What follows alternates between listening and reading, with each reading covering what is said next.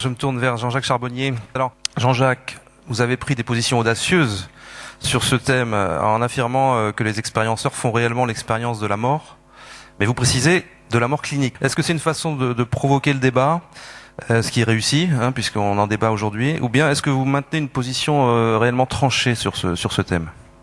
Ces expériences de mort imminente, que moi j'appelle maintenant expérience de mort provisoire, parce que je pense qu'il faut appeler un chat, la mort clinique, c'est la mort clinique, c'est l'arrêt du fonctionnement cérébral, et toutes les personnes qui ont connu donc cet arrêt cardiaque ont bien connu et traversé une mort clinique, et dans 18% des cas, 18 à 20% des cas, elles nous racontent cette fameuse expérience. Alors je voulais demander à Jean-Pierre Postel, qui est également anesthésiste réanimateur tout comme vous, alors, avant de nous préciser votre point de vue, je voudrais que vous nous expliquiez ces différences éventuellement subtiles justement entre des notions que nous, au grand public, nous entendons en permanence, comme mort clinique, mort cérébrale, mort encéphalique, je suppose que c'est la même chose. Il y a la notion de coma dépassé aussi, qui est encore autre chose. Comment ça se fait qu'il y a autant de termes en usage? C'est très source de confusion pour le grand public. Alors la mort clinique, nous sommes d'accord, c'est un terme absolument obsolète.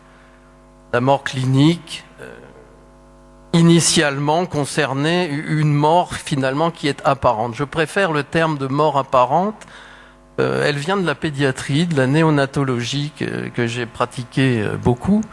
En fait, il existe chez le nouveau-né qui vient de quitter la vie fœtale un état clinique qui s'appelle l'état de mort apparente du nouveau-né.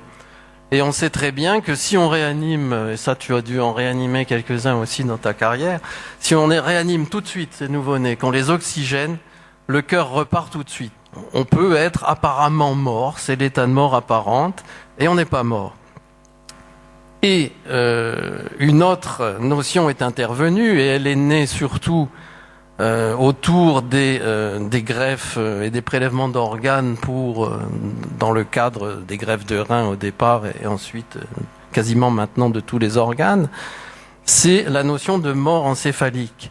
Il est évident qu'il est important pour les scientifiques, pour les médecins, de ne pas débrancher de l'appareil qui permet à un corps de survivre, à un être humain de survivre, si on n'est pas certain que son cerveau est irréversiblement mort.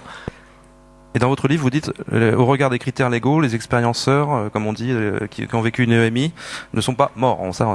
C'est mon point de vue. Ils ne sont pas morts au vu, et là je suis désolé Jean-Jacques, on diverge un peu, mais on se rencontre sur d'autres points.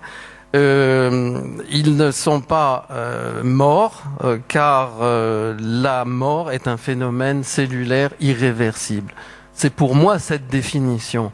Maintenant, les expériences de mort imminente sont, de mon point de vue, tout d'abord une expérience de la vie.